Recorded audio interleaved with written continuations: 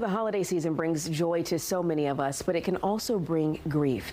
Tonight, I'm sitting down with a psychotherapist, Dr. Janie Lacy, as she shares insight on how to cope and emphasize joy this season. We are now in the holiday season, and it's supposed to be one of the best times of the year, right? But what about if you are dealing with grief? If you're in the middle of going through that process, for some people who've lost a loved one, it can be a pretty rough time. So joining us now to talk a little bit about this is psychotherapist Dr. Janie Lacy. Dr. Lacy, how are you? I'm doing wonderful. So glad to be here. Yes, thank you. We really wanted to tap in and check base with you because a lot of people get so excited, and it's so easy to get lost in the excitement of this time of year and forget about people who are dealing with grief and the loss of loved ones. So what would you suggest would be one of the best ways to kind of cope during this time when everyone around you seems so happy?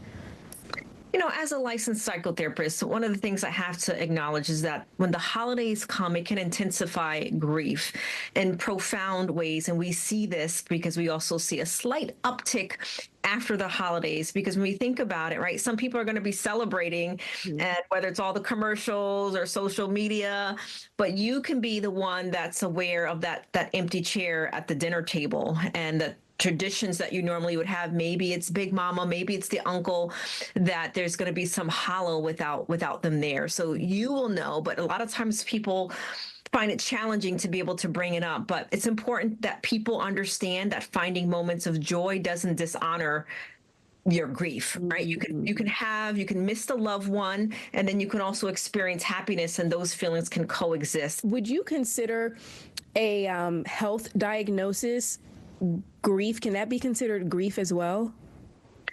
Oh, yeah. There's someone who I'm working with right now that their family member is almost like in a vegetative state, and who's in the home, and watching her go through what she's going through and not being able to even communicate with her and having the health people. So there's an ongoing grief process that happens, and the people around them can feel a lot of different levels of depression because you're there, and they feel hopeless, helpless, I should say. They feel helpless.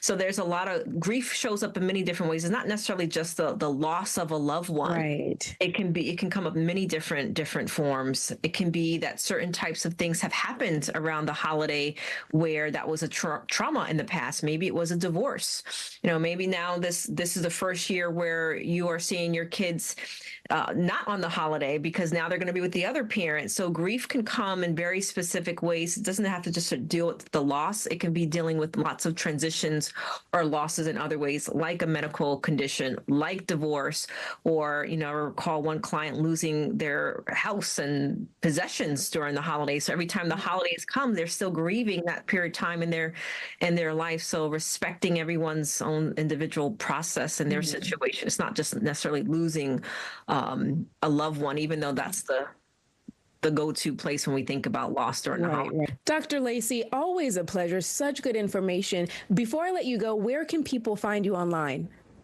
Yep, they can find me at janielacy.com, JANIELACY.com, and all the social media handles the same, Janie Lacy. Perfect. It was great catching up with you. You as well.